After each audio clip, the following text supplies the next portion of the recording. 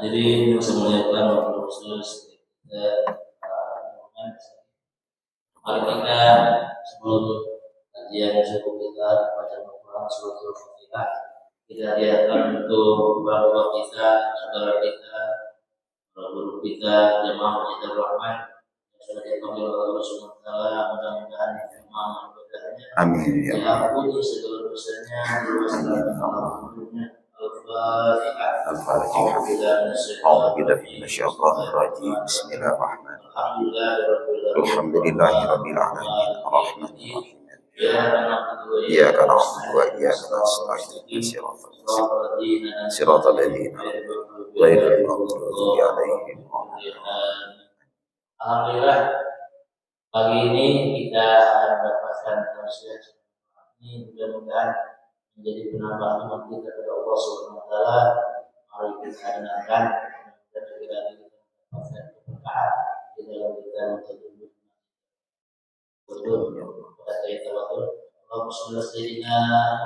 Allahumma shalli wa sallim wa barik. Bismillahirrahmanirrahim. Assalamualaikum warahmatullahi wabarakatuh. Alhamdulillahirabbil alamin. Alhamdulillahilladzi an'ama 'alaina bi ni'matil imani wal islam. Asyhadu an la ilaha illallahul khaliqul alam. Wa asyhadu anna sayyidana wa nabiyyana Muhammadan abduhu wa rasuluhu khairul anam. Allahumma shalli wa sallim wa barik ala sayyidina Muhammadin wa ala alihi wa sahbihi ila yaumil qiyam, amma ba'du. Qala Allah ta'ala fi kitabihil karim wa huwa asdaqul qailin. Ya ayyuhalladzina amanu taqullaha ittaqullaha haqqa tuqatih wa la tamutunna illa wa antum muslimun. Wa qala an-nabiy sallallahu alaihi wasallam, may yuridillahu bihi khairan yufaqihu fid din. Shadaqallahul aliyyul azim wa balagha rasuluhun nabiyul habibul karim. Wa nahnu ala dzalika minasyahidin wa syakirin walhamdulillahi rabbil alamin. Yang terhormat Takmir Masjid Darul Rahman beserta staf dan jajarannya, yang mulia Tuan Imam yang memimpin sholat subuh kita, Al-Mukarram Ustaz Abdul Khaliq, para sepuh bini sepuh, para ustadz wa ustadzat, jamaah majelis taklim subuh Masjid Darul Rahman yang dimuliakan Allah Subhanahu wa taala. Saya bersyukur bisa hadir lagi ke sini berkat wasilah Ustaz Abdul Khaliq. Karena ini baru ketemu lagi, saya pribadi mengucapkan ja'alallahu minal aidin wal faizin kullu amin wa antum bi khair. Taqabbalallahu minna wa minkum taqabbal ya karim. Dulu pernah saya nanya sama guru saya Ustaz Abdul Khaliq, guru, Lebaran Idul Fitri habisnya kapan sih begitu? Kata guru saya, Lebaran Idul Fitri habisnya entar Lebaran Haji begitu. Cuma kalau di saya sono Cipayung, kampung Cipayung, Lebaran itu Pak, kalau rendang, opor, ketupat masih ada, masih Lebaran. Kalau rendang habis, opor habis, ketupat habis, Lebaran juga habis. Karena itu ini kita sekarang udah masuk bulan Zulqa'dah. Bulan dilipat gandakan setiap ganjaran. Ini kita bersyukur Allah masih memberikan amanah ruh di dalam tubuh kita ini, masih menikmati bulan Zulqa'dah, salah satu bulan dari Ashhurul Hurum, 4 bulan yang Allah muliakan. Kata Allah dalam Al-Quran, inna iddatasyuhuri indallahi isna'asyara syahra fi kitabillahi yauma khalaqas samawati wal arda minha arba'atun hurum. Sesungguhnya bilangan bulan di sisi Allah ada 12. Jadi juga Allah punya hitungan bulan. Sebelum Allah menciptakan langit dan bumi, dari 12 bulan itu kata Allah minha arba'atun hurum, ada 4 bulan yang Allah haramkan. Di ayat surah ini Taubah ini enggak disebutin bulannya, tapi oleh Rasulullah Shallallahu Alaihi Wasallam disebutin bulannya lewat hadis Sahih Bukhari. Mana 4 bulan yang haram itu? Satu sekarang nih, bulan Zulqa'dah, berturut-turut 2 bulan Zulhijjah, 3 Muharram berturut-turut nih. Ini bulan yang Allah muliakan. Yang satu rada jauh, bulan Rajab. Karena ini bulan-bulan dilipat gandakan ganjaran pahala puasa kita, kudu hati-hati. Bahwa kalau kita melakukan kemaksiatan itu pun dilipat gandakan. Karena itu semangat awal kita adalah kita bersyukur kepada Allah. Ini yang pertama, kita bersyukur kepada Allah. Alhamdulillah, terima kasih. Air putih lagi satu kali gini.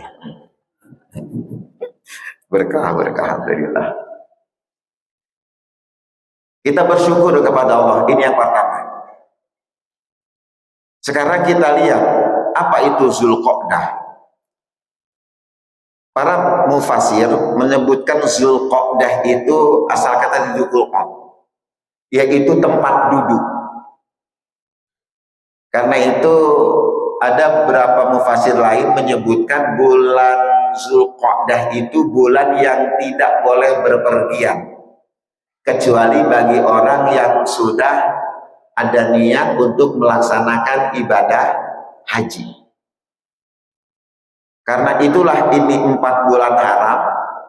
Diharamkan saat itu melakukan permusuhan, 2 peperangan. Nah ini kalau geopolitik nih, ya mudah-mudahan udah ada gencatan senjata. Komandan, perang dulu.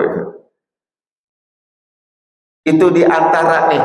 Kenapa? Sebab ada saudara kita yang sudah niat untuk haji, termasuk juga niat untuk umroh di bulan Zulqa'dah. Orang kalau udah bikin ihram, baik itu ihram umroh maupun ihram haji, itu kan dalam Al-Quran Allah sudah kasih warning batasan.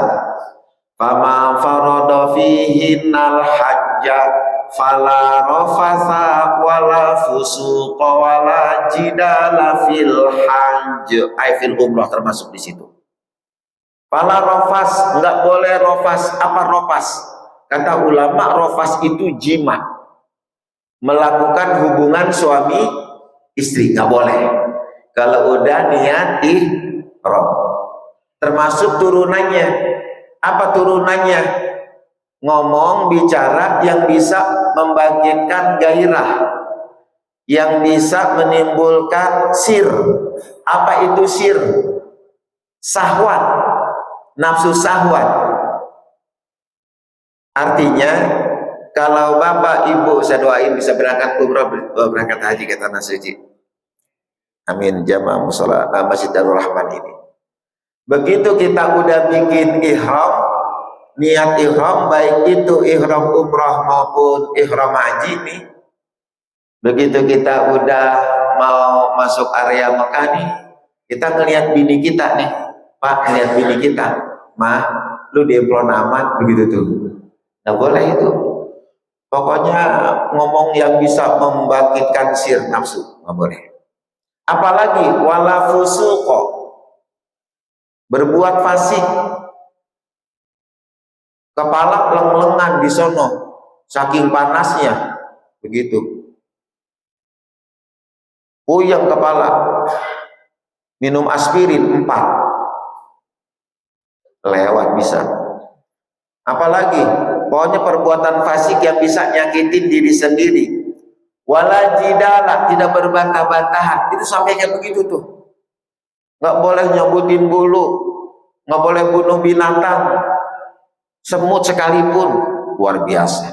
Ini kalau ihram umroh, ihram haji diterapi dalam kehidupan Pak, setelah dia pulang, Masya Allah luar biasa.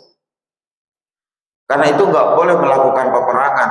Kalau udah di bulan Zulqa'dah, apalagi ntar Zulhijjah pelaksanaan ibadah haji, dilarang kita.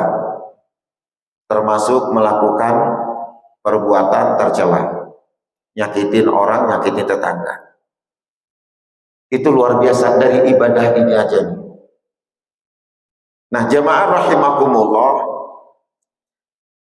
karena ini bulan Zulqa'dah, kita kalau mengukur diri kita, ini kan dari Ramadan, bulan Allah kasih ampunan begitu luas, bulan Syawal bulan peningkatan, bulan Zulqa'dah bulan dilipat gandakan. Ini kalau kita mengukur amal soleh kita nih, mohon maaf ini, barangkali kalau diadain lomba amal soleh kita kalah kali sama saudara-saudara kita. Ada di antara saudara kita ini kalau dalam beramal soleh hebat luar biasa. Ada yang tiap hari baca Quran, Pak. Sanggup udah baca Quran. Ada yang 1 juz, ada yang 2 juz, ada yang 3 juz sehari itu. Bahkan ada di antara saudara kita yang hafal Quran 20 juz. Ada yang 30 juz. Kita paling banter Pak, juz 30. Itu juga al-hakumut ke bawah. Tapi masih bagus. Masih bagus. Ada di antara saudara kita yang rajin sodako. Infak ke sana ke sini, bahkan sanggup bangun masjid. Hebat amal solehnya. Ada di antara saudara kita yang sudah sanggup istiqomah puasa sunnah Nabi Daud, Senin Kemis gak kelewatin, ayat maulidnya juga begitu, cakep. Ada di antara saudara kita yang sanggup tiap malam itu qiyamul lail, tiap malam. Bu, kita nih kalau qiyamul lail kita nih begitu. Kadang-kadang begitu bangun nih males banget. Cuman ke kamar mandi kencing doang. Ngomong dalam hati, ya Allah, pengen sholat tahajud. Cuman lagi dingin banget. Kalau bisa ya Allah dapetin pahala tahajud dari orang-orang soleh yang bangun malam ini hari begitu. Bu, itu ngedoa gitu Pak, dapat kita pahalanya. Cuman kita harus rutin dulu sebelumnya. Lah kalau kagak rutin bangun malam mah terus minta kayak begitu, malaikat juga mikir-mikir. Kecuali kalau kita udah rutin bangun tengah malam begitu dan tahajud, walaupun cuma 2 rakaat tahajud 1 witir, asal istiqomah, nggak apa-apa.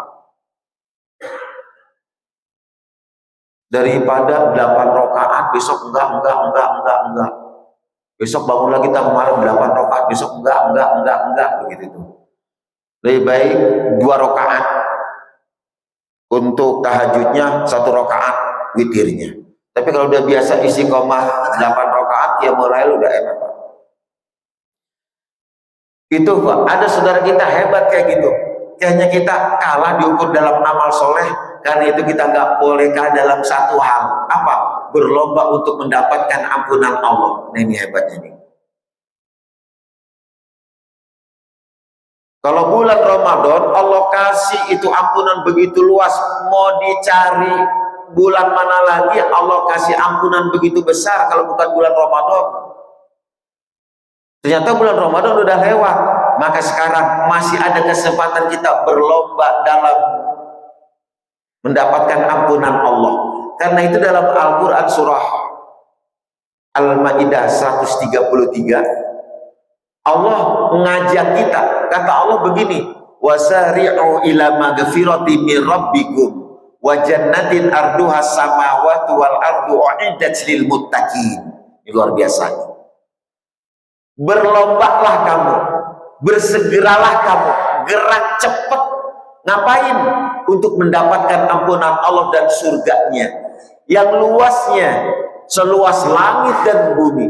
U'iddat lil muttaqin, yang Allah sediakan untuk orang-orang yang takwa. Ampunan Allah, Pak, itu Allah kasih seluas langit dan bumi. Masa iya kita nggak dapat sama sekali ampunan Allah? Begitu juga surganya, seluas langit dan bumi. Kalau bumi masih bisa keukur, tapi kalau luasnya langit, masa iya kita nggak dapat kapling acan-acan di sono? Nggak dapat kapling sama sekali walaupun 100 meter mah, begitu bahasanya tuh. Apalagi 1000 meter, apalagi 1 hektar, insya Allah. Karena itu orang-orang yang berjuang berjihad di waktu subuh nih, ini kan dunianya dapat, akhiratnya kita udah dapat. Kita bersyukur kalau masih istiqomah yang bangun subuh itu tuh. Itu buat membuka akhirat kita. Dunianya udah Allah berolokin nih. Karena itulah kita bersyukur kepada Allah. Nah, karena itulah ini bulan untuk bulan dilipat gandakan pahala kita, buat nanti bisa membekal kita. Sekarang kita masuk ya untuk kajiannya. Dalam surah Az-Zumar di ayat 68 Allah ngasih informasi sama kita. Wa nufikha fis suri fa sa'iqa ma fis samawati wa ma fil ardi illa ma syaa Allah. Summa nufikha fihi ukhra fa idzahum qiyamun yanzurun. Wa nufikha fis suri fa sa'iqa ma fis samawati wa ma fil ardi. Ditiup sangkakala yang pertama, maka binasalah semua makhluk yang ada di langit dan yang ada di bumi. Allah ngasih informasi, semua makhluk yang ada di langit mati. Siapa makhluk yang ada di langit? Nah, kita tahu makhluk yang ada di langit ketika Rasul Mi'raj menembus 7 lapis langit, bertemu dengan para anbiya wal mursalin, Nabi Adam, Nabi Idris, Nabi Isa, terus Nabi Zakaria, terus di tingkat 6 Nabi Musa, tingkat 7 Nabiullah Ibrahim, bertemu juga dengan para malaikat. Itu nanti Pak, seluruh penduduk langit mati bareng matinya. Wa ma fil ardi, dan yang ada di bumi, seluruh makhluk ciptaan Allah yang ada di bumi mati semua. Jin, setan, iblis yang katanya nggak mati, tuh hari mati bareng. Disitulah para ulama mufasir menyebutkan kullu nafsin dha'iqatul maut, itu di situ.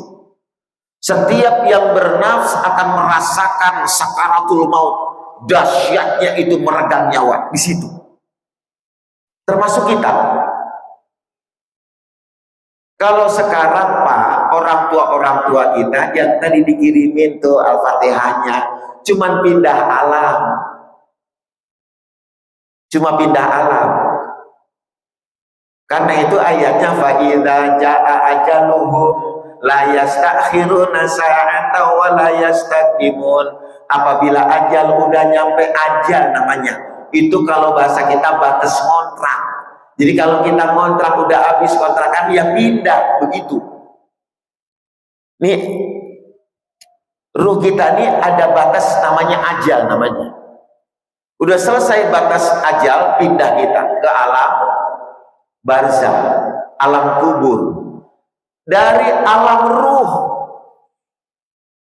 Allah pindahkan kita ke alam rahim. Di alam rahim kita hidup, kita makan di situ, buang air kecil, buang air besar di situ lewat plasenta emak kita. Kebesaran Allah. Allah pindahin lagi kita ke alam dunia. Itu sekarang nih yang kita rasain sekarang. Selesai tar Allah pindahin lagi ke alam barzah. Makanya orang tua kita di alam kubur itu hidup. Makanya kalau kita ziarah kubur, datang ke makbaroh orang tua kita, Rasul ngajarin adab 7 langkah mau sampai ke makam orang tua kita. Kalau bisa tuh sendal copot, sendal lepas. Bagi kita itu suara sendal teplak, tapi bagi orang tua kita di alam kubur itu suara sendal kayak dentuman bom, keras, kayak rudal sijil. Ibu ngedengar nggak bagaimana rudal sijil kalau meledak? Wah, luar biasa itu rudal sijil itu. Sekali meledak 100 orang lewat. Dahsyatnya itu dentuman bom. Begitu udah dekat makam orang tua, disunahkan kita ngucapin salam, assalamualaikum ya ahlal kubur, minal muslimin wal muslimat wal mu'minin wal mu'minat, fa insyaallah yakum lahikun. Begitu, nggak usah ngarepin jawaban salam. Kalau ngarepin jawaban salam ya sama saya juga kabur. Jadi Rasul apa yang ngajarin kayak gitu, artinya orang tua kita itu hidup. Yang namanya orang hidup butuh bekal. Nah, bekal itu dari doa kita, istighfar dari anak-anaknya, sedekah dari anak-anaknya, tuh bekal tuh. Kalau bekal kita di sini ya begini, kopi, teh, bekal kita nih. Tapi kalau bekal rohani kita kan sholat, zikir, termasuk bekal orang tua kita dalam kubur itu ada. Bu, hidup di alam kubur nanti ngerasain za'iqatul maut itu bersama para jin, malaikat mati. Kata Allah, illa masya Allah, kecuali yang Allah kehendaki.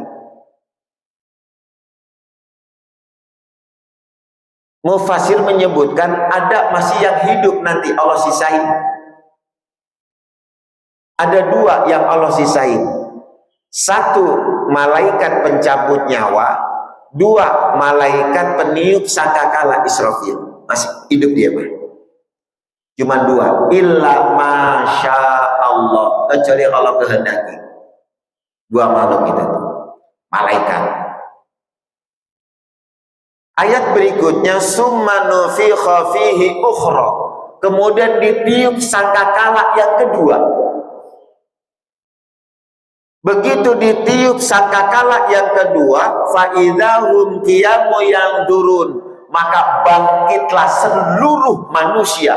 Kata Rasul, aku yang pertama kali dibangkitkan. Kemudian yang kedua, orang-orang yang di makam baqi. Jadi seluruh orang-orang yang dimakamkan di makam baqi itu nanti dibangkitkan yang kedua. Nah, kita nih termasuk yang di Makla, yang di Kober Sonono, itu yang ketiga baru dibangkitkan. Nanti baru umat-umat terdahulu. Maka saat itu nanti Bapak Ibu, kita ada di satu tempat namanya pada mahsyar. Bagaimana kondisi kita di padang mahsyar, Pak? Kata Rasul, kondisi kita di padang mahsyar, yang pertama khufatan, tidak beralas kaki. Yang kedua urotan, tidak berbaju. Yang ketiga gulan, tidak berkhitan. Bu, kondisi kita nanti di padang pasar, di padang masyar, yang pertama mohon maaf nyeker. Ibu tahu nyeker, kagak pakai sendal. Yang kedua bugil, nggak berbaju. Yang ketiga tidak dihitan. Saat itu Pak, walaupun di samping kita ada Pak Prabowo sama Mayor Teddy, kagak kepikiran. Saat itu semua kita nih, biar mohon maaf kita cinta banget sama bini kita, kagak kepikiran Pak. Seorang suami nggak mikir lagi istri anaknya di mana. Seorang istri, seorang ibu udah gak kepikiran lagi mana suaminya, mana anaknya. Yang dipikirin adalah dirinya sendiri.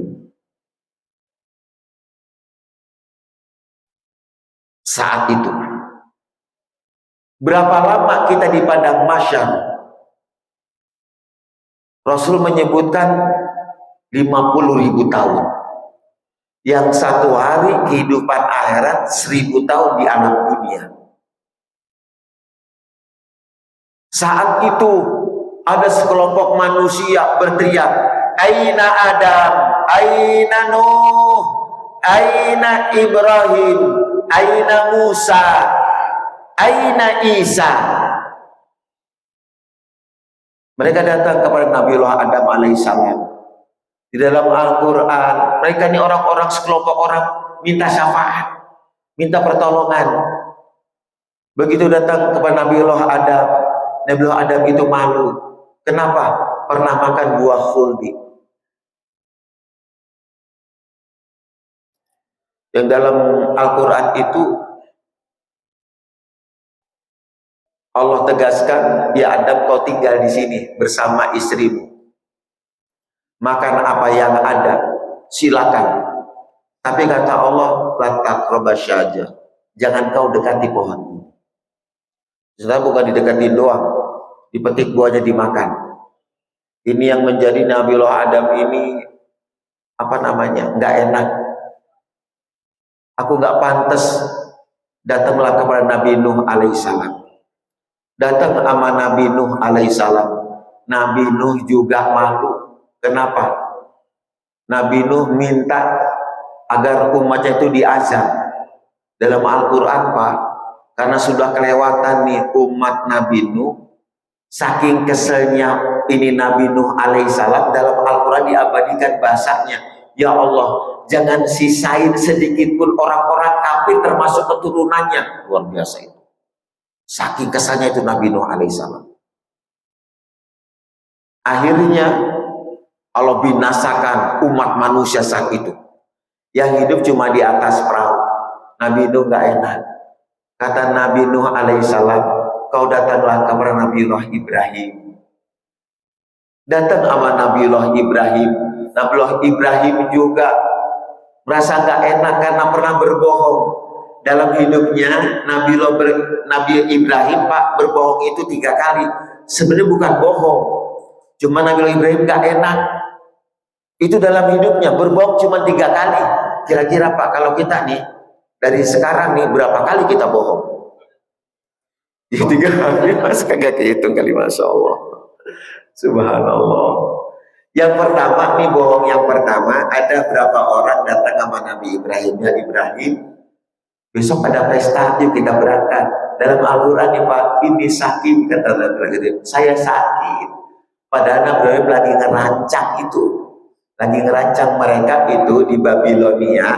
Ada satu hari mereka itu datang ke satu lapangan itu untuk mengadakan satu acara. Nanti dari lapangan datang mereka ke berhala mereka buat disembah. Nabi Ibrahim udah ngincar ini. Nah ini saatnya. Pertama tuh ini sakit. Padahal Nabi Ibrahim itu nggak sakit, sehat. Cuman pengen melakukan aksinya. Ini yang pertama. Yang kedua, begitu Nabiullah Ibrahim oleh Raja Namrud ini ditanya, jadi kan Nabiullah Ibrahim itu datang ke berhala-berhala itu, disediain udah makanan begini, itu Nabi Ibrahim sempat ngomong begini, makan. Kenapa nggak dimakan? Begitu.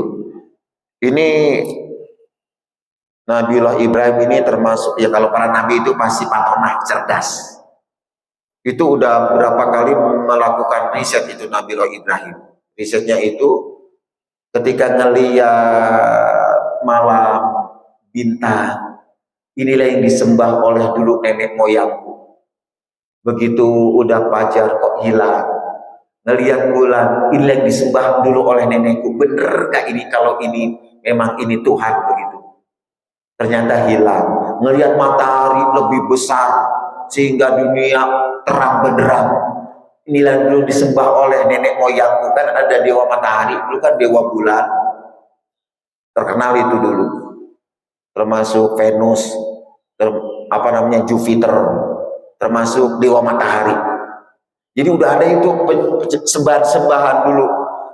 Inilah yang disembah oleh nenek moyangku. Ternyata begitu gelap, ketutup awan, hilang. Berarti ini bukan. Termasuk yang disembah juga, dihancurin satu persatu. Itu berhala. Yang gede disisain, ditaruh ke kamar. Ketika Raja Namrud bicara kepada Nabi Ibrahim, ini udah hasil penelusuran, ditangkap Nabi Ibrahim. Ya Ibrahim, engkau menghancurkan Tuhan berhala-berhala kami. Enggak Tuhan Raja. Kau jangan bohong, soalnya ada saksinya 3 orang yang ngajak kamu. Cuma kamu doang yang nggak berangkat ke lapangan. Enggak Tuhan Raja. Tuhan Raja coba lihat itu. Ini padahal bukan bohong ya. Nabiullah Ibrahim pengen ngebuka pola pikir mereka. Barangkali itu tuh yang patung yang besar itu tuh, itu ada kampaknya itu di lehernya. Dia ngancurin kali Tuhan Raja. Begitu. Semua itu orang menyaksikan. Ibrahim, PA kali ya begitu tuh. Itu kan patung nggak bisa bergerak, nggak mungkin dia ngancurin yang kecil. Begitu tuh. Kata Nabi Ibrahim, Tuhan Raja, kalau memang tuh patung nggak bisa bergerak, nggak bisa ngapa-ngapain, kenapa Tuhan Raja sembah? Nah disinilah nih Pak, argumen Nabiullah Ibrahim. Padahal itu bukan bohong. Emang dia mancurin sendiri, tapi kan Nabiullah Ibrahim itu ngebuka pola pikir orang-orang Babilonia. Itulah kebohongannya. Nah bohong yang ketiga itu, ketika Nabiullah Ibrahim mengajak istrinya Siti Sarah berangkat ke satu negeri, nggak tahu kalau di negeri itu rajanya itu senengnya sama bini orang. Ini ada hadisnya ini Pak. Nggak tahu kalau Nabiullah Ibrahim itu raja senengnya bini orang. Kalau nggak dikasih, dibunuh suaminya. Akhirnya nih kalau dikasih sama suaminya, dikasih hadiah besar suaminya itu. Berangkat ini, begitu berangkat langsung terdengar kabar. Ada orang datang dari negeri Babilonia, punya istri cantik begitu tuh. Wah itu raja saking giranya langsung ngejar itu Nabiullah Ibrahim. Cuma ya memang kalau Nabi mah terpelihara maksum, ada orang menyampaikan, Tuan dari mana? Babilonia. Ini siapa? Ini istri saya. Raja di sini senangnya membini orang. Tuan Raja hati-hati ya. Begitu. Tuan hati-hati ya. Ya terima kasih. Ternyata betul ketemu sama tuh raja. Pertanyaan raja, ini raja yang senang sama bini orang. Kamu siapa? Saya Ibrahim. Dari mana? Babilonia. Ini siapa? Nih kepada bininya nih nunjuk. Ini siapa? Itu adik perempuan saya. Begitu. Itu adik perempuan saya. Oh, saya kira bini kamu. Begitu. Saya kira bini kamu. Yaudah silakan jalan. Begitu Pak. Ada orang kayak begitu tuh. Kan Nabi Ibrahim itu ngebohong tuh. Kata bininya, begitu ya Pak? Iya. Supaya kita selamat aja. Padahal bukan bohong itu. Cuma 3 itu tuh Nabiullah Ibrahim. Sehingga ngomong, aku nggak pantas. Kau datanglah kepada Nabi Musa, dia lebih pantas. Datang kepada Nabi Musa, dalam Al-Quran Pak disebutin Nabiullah Musa alaihissalam merasa enggan, nggak enak. Kenapa? Sebab Nabi Musa pernah mukul orang sampai mati. Dalam Al-Quran itu diabadikan bagaimana Nabiullah Musa ketika datang ke kota Memphis. Memphis ini Mesir, kota Mesir tertua. Ketika itu ada orang yang sedang berseteru bertikai dari golongan Yahudi sama golongan kaum Kitbi. Kitbi ini keturunan Fir'aun. Dilerai oleh Nabi Musa yang keturunan Kitbi, merasa dia lebih mulia, lebih tinggi. Dijorok itu Nabi Musa. Nabi Musa nggak terima, langsung pukulannya keluar. Itu langsung kojor, tuh orang langsung mati. Itu tonjokan Nabi Musa, pukulan Nabi Musa. Itu nggak main-main, Pak. Ada hadis, Pak. Nabi Musa pernah ngegaplok malaikat maut sampai kemeng. Malaikat maut waktu ditanya nih, Nabi Musa kan bisa bercakap-cakap dengan Allah, apalagi dengan malaikat maut. Ya Musa, ini perintah Allah, ajal kamu udah nyampe. Wah, aja kenceng, Mas. Dalam riwayat, Pak, itu malaikat maut sampai kayak mau keluar biji matanya itu, sampai ngelapor ke Allah, ya Rob, saya mau cabut itu ruh malaikat Nabi Musa, saya digaplok, begitu tuh, digaplok. Udah sekarang gini aja dah, Musa suruh megang binatang yang dia senengin, sebanyak bulu itu binatang aku panjangkan lagi umurnya, begitu tuh. Ini ada hadisnya nih, Pak. Akhirnya nih malaikat maut ngomong, megang satu binatang dia senengin, ya sebanyak itu juga dipanjangin umurnya. Nah begitu udah ajalnya mau nyampe nih, malaikat maut kan tahu itu ntar digaplok lagi nih. Cuma udah dapet informasi, ya malaikatul maut ajak Musa jalan-jalan. Jadi diajak jalan-jalan dulu. Siapa yang ngajakin jalan? Nabiullah Khidir alaihissalam. Diajak jalan ke pinggir laut, ada perahu dihancurin abad Nabi Khidir. Ada anak kecil dijedodin, mati itu bocah. Ini jalan-jalannya nih. Begitu udah selesai nih, ada riwayatnya, Pak. Ada riwayatnya ini. Nah, Nabi Khidir itu ngancurin perahu, khawatir kalau ntar nelayan itu berangkat ke laut, ntar dirampok, mati semua di laut, daripada mereka mati di tengah laut, mendingan kagak berlayar, itu begitu. Yang anak kecil dihancurin palanya oleh Nabi Khidir, itu ngajarin kepada Nabi Musa alaihissalam, ini anak ntar kalau udah gede doraka sama orang tua, lebih daripada doraka besar jadi ahli neraka, lebih baik masukin surga duluan, begitu tuh. Itu diajak jalan-jalan tuh. Itu Nabi Musa pikirannya udah mumet, ini nabi apa, begitu tuh, udah capek. Nah baru dah tuh malaikat maut ngomong, gimana Musa, capek, pulang bener mau dah tuh. Ternyata Nabi Musa baru sadar di situ ada orang yang lebih hebat lagi dalam hal kasam, yaitu Nabi Khidir alaihissalam. Kata Nabi Musa nih, karena tadi itu nonjok orang sampai mati, kau datang Nabi Isa.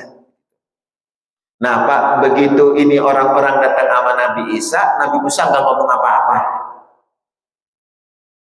Cuma Nabi Isa hanya datanglah kepada Rasulullah Shallallahu Alaihi Wasallam. Inilah Pak, datang semua nih, termasuk kalau kita umatnya udah tenang, mereka nih. Ketika itulah Rasulullah punya hak yang istimewa. Begitu orang datang kepada Rasul, Rasul sujud di bawah ars. Begitu sujud, apa kata Allah dalam hadis qudsinya? Irfa' rasaka ya Rasulullah, angkat kepalamu ya Muhammad, berikanlah syafaat itu. Nah jadi syafaat yang pertama Pak, itu kepada seluruh manusia yang di padang mahsyar, mau siapapun dia, dipercepat proses hisab. Jadi salah satu dipercepat proses hisab itu merupakan syafaat Rasulullah Shallallahu Alaihi Wasallam. Cuma kita umat Rasul yang didahulukan untuk proses hisab. Jadi hisabnya kita dulu umat Rasulullah Shallallahu Alaihi Wasallam. Nanti istimewanya kita umat Rasul, ada yang masuk surga bighairi hisab, tanpa hisab. Siapa di antara orang-orang yang masuk surga tanpa dihisab? Mudah-mudahan termasuk kita. Ya Allah, mudah-mudahan jamaah Rahmah masuk surga tanpa dihisab. Yang pertama, layarkun.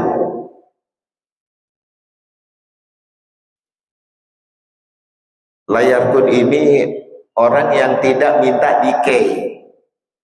Kei itu pengobatan dengan besi dipanasin, ditempel ke bagian tubuh yang luka. Itu kei namanya. Jadi mematikan saraf. Dulu orang-orang dulu kalau perang nih, itu kan di Jazirah Arab, kalau perang kesabet pedang itu dikei, Pak. Dikei itu besi panasin, tempelin, nyes sampai bau daging tuh. Jadi gitu, jadi nggak apa namanya, langsung stop darahnya itu, pakai kei. Ternyata itu oleh Allah itu oleh Rasul dilarang, layarkun. Yang kedua,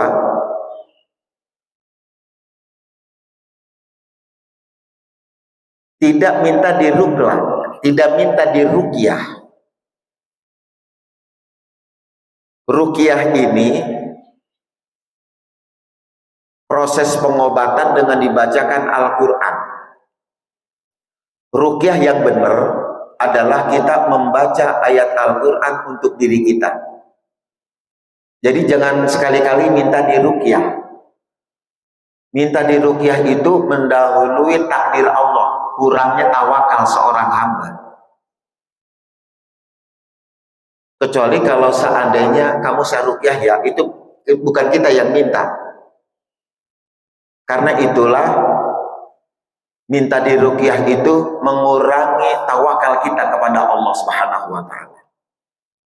Makanya apa namanya? Jangan minta diruqyah. Ini salah satu orang yang nanti bakal masuk ke surga tanpa dihisab. Orang yang tidak melakukan kai, orang yang tidak minta diruqyah. Kalau mau ngeruqyah, Pak, dengan diri kita sendiri. Bagaimana cara ruqyahnya? Rasul udah ngajarin dalam Tibun Nubuwah. Baca surah 6 surat. Kalau kita ada sakit, Pak, rasanya ini aneh sakitnya. Atau yang kedua, males ibadah. Males ibadah. Yang ketiga, ngelihat bini enak aja begitu. Ngelihat bini enak aja.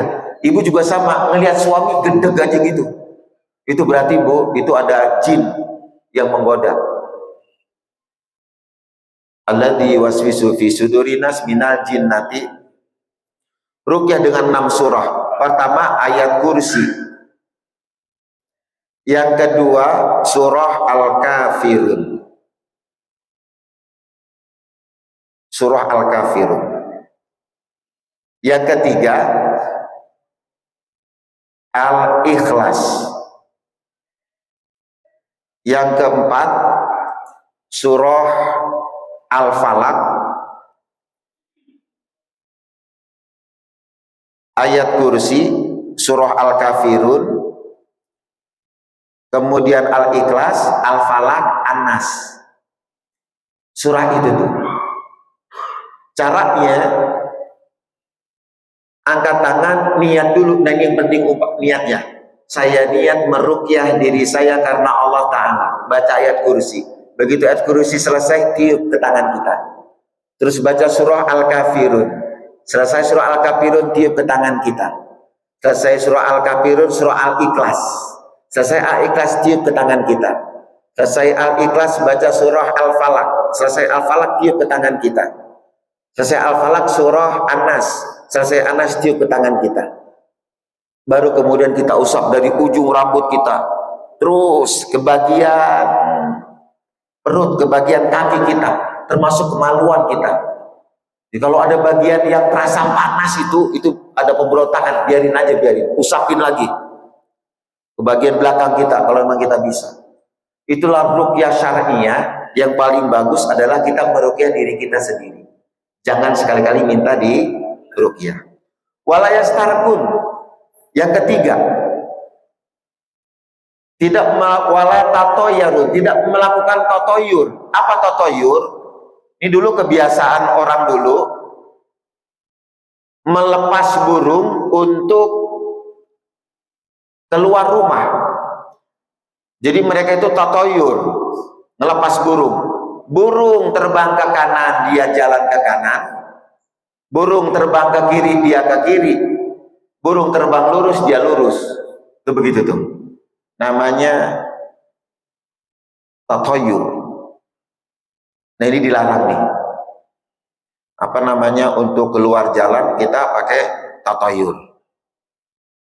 Kalau kita di sini mah ribet. Kalau burung terbang ke atas, masih jalan ke atas kita. Rumah orang kita tabrak gitu. Itu dulu orang-orang dulu itu begitu. Ya di sana kan rumah luas. Lepas burung. Burung ke kanan, ikut ke kanan. Burung ke kiri, ikut ke kiri. Itu tatoyur namanya. Nggak boleh itu. Nah kemudian selanjutnya wa 'ala rabbihim yatawakkalun. Orang-orang yang bertawakal kepada Rabbnya. Inilah golongan, kalau kita enggak melakukan kei, kemudian tidak minta diruqyah, tidak tatoyur tadi melepas burung untuk apa nasib kita, kemudian tetap bertawakal kepada Allah, maka kita tergolong orang-orang yang bakal masuk surga bi ghairi hisab. Termasuk hadis sahih kata Rasul, man shalla ala waqtiha yadkhuluna jannata bi ghairi hisab. Siapa orang yang sholatnya tepat waktu, dia akan masuk surga tanpa dihisab. Hadis sahih. Siapa orang yang sholat tepat waktu, man sholat ala waktiha. Jadi termasuk Pak, sholat tepat waktu itu termasuk apa namanya, masuk surga tanpa dihisab. Jangan main-main itu sholat tepat waktu itu. Kalau kita kan sholat kita nih Pak, kalau sholat kita kan di awal waktu ya, yang paling betul memang tepat waktu. Kalau di awal waktu rada ngeri kita. Sholat johor di awal waktu asar, sholat asar di awal waktu maghrib, begitu. Begitu kita ada sholat johor nih, Allahu Akbar, dapat 2 rakaat, Allahu Akbar, Allahu Akbar, nah, udah asar.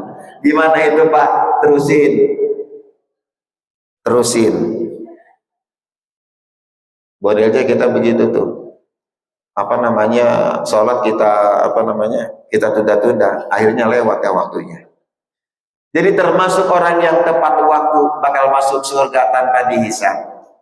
Nah inilah umat Rasulullah Shallallahu Alaihi Wasallam. Nanti ada sekelompok umat Rasul yang udah masuk duluan ke surga tanpa dihisab. Nggak dihisab dia mah. Rasul senangnya luar biasa, masya Allah. Dan itu benar-benar tergolong kita nih jamaah Masjid Darul Rahman. Karena itu kita semangat awal Zulqa'dah ini. Mana lagi salah satu ibadah yang sudah Allah sediakan bagi orang yang sudah niat berkorban, apalagi udah naruh duitnya ke masjid sama panitia di sini, maka ada salah satu perintah, jaga dirinya untuk tidak memotong kukunya sampai nanti korban disembelih. Begitu. Sampai kayak begitu tuh. Masya Allah. Udah berapa sampai di sini? Ketua korban mana? 8. Alhamdulillah 8 ekor. Cakep ini. Ustaz, terima kasih Ustaz Abdul Halik sama panitia zakat kemarin. Alhamdulillah penyaluran zakat kita itu sampai ke mustahik saya di Kampung Cipayu. Saya Ustaz Abdul Halik, Pak Komandan, Ustaz MC. Saya bingung tiap tahun di Kampung Cipayu kan zakat tiap tahun ya. Kenapa mustahiknya bukan berkurang malah bertambah? Ini ada yang salah ini zakat ini. Sebab zakat kita lebih kepada zakat konsumtif, bukan zakat produktif. Begitu. Yang zakat mah juga rada-rada jarang. lebih banyak zakat konsumtif, makanya data dari RT nambah lagi ini tiap tahun. Sedangkan zakat itu ngurangin mustahik, iya ngurangin mustahik. Karena itu harus ada program zakat produktif. Jadi kalau ada ibu-ibu yang memang rajin bikin kue atau punya skill kemampuan, bantu dia. Jadi ntar udah besok udah ya harus sudah bukan mustahik lagi. Kita keren lagi gitu tuh Pak Ustaz Abdul Halim. Jamaah rahimakumullah, mudah-mudahan berkah yang sudah ada niat berkorban, mudah-mudahan Allah tambah keberkahan rezekinya. Bu, Bu, level tertinggi ibadah kurban itu adalah korban perasaan. Itu level tertinggi itu. Korban perasaan, itu betul Pak. Level tertinggi kalau udah mau Idul Adha itu korban perasaan. Punya duit 4 juta, Bu, punya duit 4 juta, apa nggak ada perasaan di situ? Perasaan. HP baru apa korban ya? HP baru apa korban? Apa buat nambahin modal ya? Gitu tuh. Makanya Rasul apa yang ngancam? Man wasa aidya falam yudahi fala yaqrabanna musallana. Siapa orang yang ada kelapangan, ada rezeki buat berkorban, dia tidak berkorban, fala yaqrabanna musallana. Jangan dekati tempat sholat kami, Masya Allah. Itu ancaman luar biasa itu. Karena itu mudah-mudahan Allah kasih kelapangan kita tambah untuk korban di sini. Cuman kalau kebanyakan panitia kesian juga dia, Masya Allah. Pakai jagal, Ustaz. Assalamualaikum potong. Oh enggak, pakai jagal. Oh Masya Allah. Mudah-mudahan tambah berkah jamaah masalah Darul Rahman. Itu barangkali dapat saya sampaikan, kurang lebihnya mohon maaf. Ini ada tanya jawab, Ustaz. Ya. Oh iya. Itu dulu, mudah-mudahan ada besar manfaatnya, sedikit berkah ilmu dunia akhirat. Saya kembalikan kepada pengatur acara. Terima kasih Pak Kiai. Saya kamu itu ada yang masuk surga dan barisan. Tadi dikatakan salah satunya adalah orang yang tidak minta diruqyah. Jadi mungkin ini kita minta penjelasan apa itu ruqyah dan apa bedanya orang minta doa dengan orang minta ruqyah. Karena kita sering juga kadang kita minta doa kepada orang-orang tertentu agar terdoakan supaya kita itu dalam keadaan sehat dan lain sebagainya. Nah, apakah ini termasuk ruqyah juga atau bagaimana? Mohon penjelasan. Terima kasih Ustaz. Bismillahirrahmanirrahim. Terima kasih Komandan. Ini bagus pertanyaan Komandan kita nih.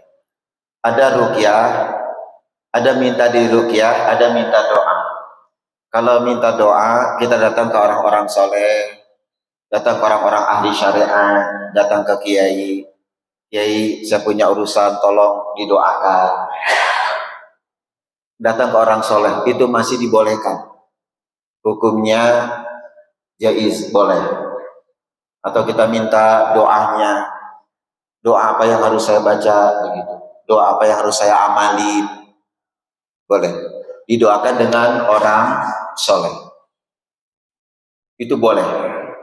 Karena banyak sahabat datang kepada Rasulullah minta didoakan. Begitu. Kalau ruqyah, kita itu ngalamin satu kejadian apabila ada yang sakit dari tubuh kita, atau kita ngalamin sesuatu yang kadang-kadang di luar batas normal manusia, kesurupan atau apa begitu, atau barangkali kita di rumah gitu nggak betah begitu, rasanya gerah melihat suami, melihat anak, rasanya musuh, gedek, benci begitu. Maka jangan sekali-kali kita minta di ruqyah. Datang ke ahli ruqyah, walaupun itu ahli ruqyah syariah, kan ada nih di Azikro punya ahli ruqyah dia. Termasuk satu semangat itu ahli ruqyah itu tetap apa? Yang Abdul tadi kita ngeruqyah diri kita sendiri. Jadi di ruqyah itu dibacakan ayat-ayat suci Al-Quran kepada diri kita. Kita hanya mendengarkan saja. Dalam keadaan sudah berwudu, kita mendengarkan. Bagi orang yang diruqyah itu nanti Pak, dalam apa namanya, saya sering dengar dulu waktu masih dengan Kiai Arifin Ilham masih ada itu di rumah sehat Azikro itu, berapa orang diruqyah itu guling-gulingan, ada yang muntah, itu berarti di dalam tubuh dia setan-setan itu berontak, bahkan sampai ada yang muncul, ada yang pingsan, bahkan ada yang keluar apa namanya, dia masang susuk itu. Kalau seandainya bukan kita minta, bukan kita yang minta, atau saudara kita, kamu saruqyah ya, begitu, itu boleh, asal jangan kita yang minta diruqyah. Tapi kalau umpama suami kita, mama kamu saruqyah ya, kamu agak aneh nih, begitu, tiap malam gerak, majuan mau gerak, saya nggak bisa buat apa namanya, buat malam Jumat, malam Senin gitu. Boleh kalau suami kepada istrinya, saya panggil ahli ruqyah ya, gitu. Jangan ibu yang minta. Kalau itu boleh. Beda apa namanya kalau ada orang yang mau meruqyah kita, atau mama kamu saya ruqyah ya, suami ngebacain, begitu. Asal kita jangan minta, itu maksudnya. Dibacakan ayat suci Al-Quran kepada orang yang alami hal, baik itu karena gangguan jin atau ada sakit yang lain. Asal satu, jangan minta. Tapi kalau mau diruqyah silakan, asalkan dari orang lain. Kamu saya ruqyah ya, agak aneh kamu nih, begitu. Kata ibu silakan, nah itu boleh. Yang paling afdal tadi, kita meruqyah diri kita sendiri. Terima kasih Pak Komandan. Ya. Kalau doa tadi beda ya. Kalau doa itu apa namanya? Itu salah satu ikhtiar kita. Ya, baik. Ada lagi? Silakan. Ya, silakan. Waalaikumsalam warahmatullahi Masih berkaitan dengan dari kisah. Iya. Tadi Ustaz katakan salah satunya adalah para muslim yang sholat di tepat waktu. Iya. Bisa dijelaskan sedikit? Ya, ada dua pertanyaan saja. Iya. Pertama, definisi tepat waktu itu apa ya Ustaz? Iya. Apakah kita sholat berjamaah di sini? Iya. Ini masih awal-awalnya. Iya. Iya. Baik. Betul.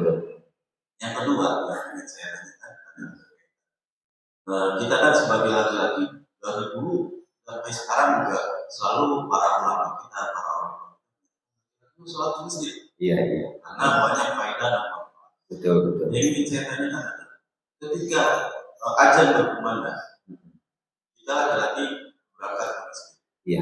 Nah, kemudian istri dan anak kita sedang bersiap untuk melakukan sholat di rumah. Iya. Pilihannya kita ke masjid atau menjadi imam di rumah kita untuk anak. Ini yang perlu saya tanyakan. Terima kasih Ustaz. Alhamdulillah. Dengan Bapak Indra. Pak Indra. Saya bertanya. Bismillahirrahmanirrahim. Begitu kita mendengar azan, itu panggilan yang sangat istimewa. Itulah panggilan yang ngasih kita hidup, yang ngasih kita rezeki. Pokoknya ngasih segala apapun yang ada di alam jagat raya ini. Itu panggilan. Makanya kenapa kalau ada panggilan azan, kita disunahkan untuk membalasnya dengan bahasa yang sama. Kecuali ketika hayya 'alas shalah, hayya 'alal falah, la haula wala quwata illa billah.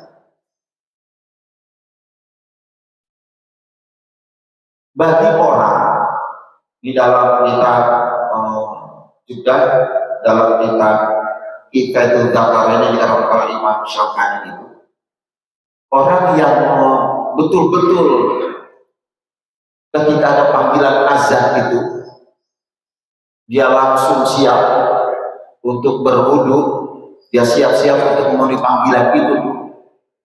Bahasanya as-sholatu ala waqtiha itu. Dalam Al-Quran bahasa Allah, innas sholata kanat 'alal mu'minina kitaban mawquta. Inna sholata kanat 'alal mu'minina kitaban mawquta. Sesungguhnya sholat itu ditetapkan waktunya atas orang-orang mukmin. Mufassir menyebutkan tepat waktu untuk ibadah sholat. Sehingga kemudian Rasulullah menyebutkan maksola ala waqtiha ya khuluna jannata bi ghairi hisab. Sehingga orang-orang yang sholatnya tepat waktu, ketika azan dikumandangkan dia sudah siap-siap untuk berwudu atau dia sudah berangkat ke masjid, wudhunya di masjid, itulah golongan orang yang dimaksud tepat waktu begitu. Nah sekarang bagaimana kita yang sedang masih ada kesibukan, pekerjaan, kita nggak bisa tinggal pekerjaan itu sementara azan berkumandang. Kita nggak bisa ninggalin pekerjaan, termasuk kalau saudara kita yang bertugas dinas itu habis nggak mungkin menjalankan kewajiban, maka harus ada bahasa dulu. Makanya Imam Al-Ghazali itu di dalam Minhajul Abidin itu harus ada bahasa seorang hamba kepada Allah. Ya Allah, panggilan azan sudah saya dengar, saya patuh, saya tunduk ya Allah, cuma saya bisa tepat waktu, saya akan kerjakan. Begitu harus ada dulu. Jadi jangan cuek, udah azan lagi begitu, jangan. Jadi harus ada bahasa dulu. Ya Allah, saya bisa tepat waktu ya Allah. Padahal kita biasanya tepat waktu begitu, tepat waktu. Itu hari memang nggak bisa, dan memang ada kewajiban nggak bisa ditinggalin, harus ada bahasa. Maka kita tergolong orang yang masih dalam koridor tepat waktu. Beda dengan orang yang memang baru azan, begitu. Beda itu Pak. Baru azan, ntar aja deh. Begitu komat, baru komat, begitu. Begitu Allahu Akbar, rakaat itu, lo nggak perlu sholatnya. Nah itu beda itu. Itu beda. Karena itulah ada fawailul lil musalli alladzina hum an sholatihim sahun. Celaka bagi orang-orang yang sholat. Itu udah sholat masih celaka Pak. Gimana kagak sholat? Yang lalai dalam waktunya, yang lalai ketika sholatnya, itu begitu. Karena itu tadi tepat waktu itu. Nah sekarang bagaimana bagi kita ini, mudah-mudahan Pak ini termasuk suami yang soleh, bukan solehah. Bu, ketika suami ibu berangkat ke masjid, di situ ada pahala buat ibu, pahala buat anak. Suami berangkat ke masjid, langkah kaki suami ibu, langkah kaki kita Pak, ketika kita berangkat ke masjid itu ada ampunan Allah buat diri kita, termasuk orang tua kita, bapak kita, terus ke atas kakek nenek kita. Langkah kaki kiri Pak, seorang suami, di situ ada ampunan buat istrinya, buat anak-anaknya, terus 7 turunannya. Makanya ada doa, Rabbi ja'alni muqimas sholati wa min dzurriyyati rabbana wa taqabbal du'a. Rabbi ja'alni muqimas sholati, jadikanlah ya Allah keturunan kami orang yang tidak meninggalkan sholatnya. Itu di langkah kaki kita seorang laki-laki.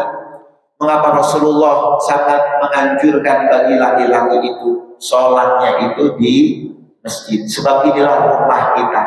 Sementara rumah ibu adalah rumah yang disediakan suami. Ketika suami ngomong, mama ini kamar kita, itulah tempat terbaik buat ibu sujud.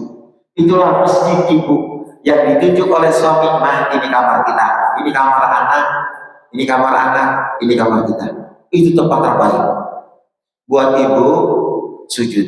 Karena itu ibu harus bilang ke suami, Pak, berangkat ke masjid biar saya dapat pahalanya lebih banyak. Begitu. Jangan Pak jadi imam ya. Begitu. Jangan. Ntar anak ibu ngomong, Papa pakai mukena juga ya. Bilang, tulisannya. Papa pakai mukena juga. Jadi ibu harus kasih semangat buat suami berangkat ke masjid. Karena itu langkah kaki di situ ada ampunan buat ibu sebagai seorang istri. Berat kita sebagai seorang suami senang. Karena itulah kita berjuang untuk satu berjamaah ke masjid. Bagaimana kalau kita ingin mendidik istri kita dalam sholat? Maka kata Imam Syaukani, termasuk Imam Hasan Al-Basri, kalau kita untuk mendidik sholat, ya boleh kalau untuk sholat sunnah di rumah. Karena bagi kita Pak, kaum laki-laki, sholat sunnah kita terbaik itu di rumah, bukan di masjid. Ingat ya, sholat terbaik bagi kita kaum laki-laki sholat sunnah di rumah. Tapi kalau sholat fardu ke masjid, itu Rasulullah kalau sholat qobliyah, ba'diyah di rumah. Ya Rasul kan masih begitu keluar masjid Rasulullah dan masih keluar rumahnya. Kalau kita mau jalan dulu jauh, baiklah jalan. Jadi kalau untuk mendidik istri kita, mau mulai mau duha, silakan. Kita berjamaah ini nggak apa-apa. Sholat tasbih kita ini nggak apa-apa. Kita ajak untuk berjamaah, nggak apa-apa berjamaah. Duha juga begitu kalau kita sempat. Ya mulai ajak bini, mama bangun begitu, ma bangunin. Kita jamaah yuk ya mulai. Jadi begitu. Anak-anak kita bangunin tengah malam. Itulah yang doa dalam Al-Quran yang Allah ajarkan, Rabbi ja'alni muqimas sholati wa min dzurriyyati. Terima kasih Pak Ika, bagus pertanyaannya. Masya Allah. Terima kasih Pak Kiai. Iya. Pengalaman keseruan demikian Bapak Ibu ya. Waktu Iya. sudah Betul. 15. Kita akhiri kita hari ini mudah-mudahan dapat keberkahan dari Allah SWT. Untuk itu kepada Pak Kiai mohon untuk menutupnya dengan doa. Terima kasih. Assalamualaikum warahmatullahi wabarakatuh. Waalaikumsalam warahmatullahi wabarakatuh. Nastaghfirullahaladzim wa fadiyakir bi rahmatika ya arhamar rahim. Bismillahirrahmanirrahim. Alhamdulillahi rabbil alamin. Allahumma shalli wa sallim wa barik ala sayyidina Muhammad wa ala sayyidina Muhammad. Allahumma nawwir qulubana binuril ilmi wal hidayah. Allahumma nawwir qulubana binuril ilmi wal hidayah. Allahumma nawwir qulubana binuril ilmi wal hidayah. Allahumma aslih lana dinana alladhi huwa ismatu amrina wa aslih lana dunyana allati fiha ma'ashuna wa aslih lana akhiratana allati ilaiha ma'aduna waj'alil hayata ziyadatan lana fi kulli khair waj'alil mauta rahatan lana min kulli syarr. Allahumma ya qadiyal hajat, Allahumma ya kafiyal muhimmah, Allahumma ya dafi'al baliyat, Allahumma ya rafi'ad darajat, Allahumma ya syafi'al amrad, Allahumma ya mujibad da'wat, Allahumma ya arhamar rahimin. Rabbi yasir wa la tu'asir, Rabbi yasir wa la tu'asir, Rabbi yasir wa la tu'asir, Rabbi tamim bil khair. Rabbana atina fid dunya hasanah wa fil akhirati hasanah wa qina adzabannar. Wa sallallahu ala sayyidina Muhammadin wa ala alihi wa sahbihi wa sallam bi fadli subhana rabbika rabbil izzati amma yasifun. Wa sallallahu ala mursalin walhamdulillahi rabbil alamin. Sama-sama majlis sallallahu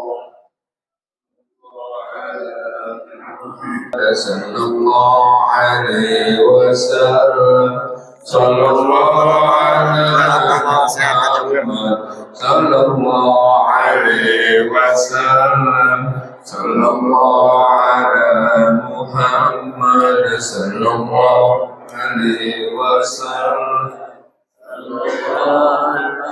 Muhammad sallallahu alaihi wasallam. Sallallahu ala Muhammad sallallahu alaihi wasallam. Sallallahu ala Muhammad sallallahu alaihi wasallam.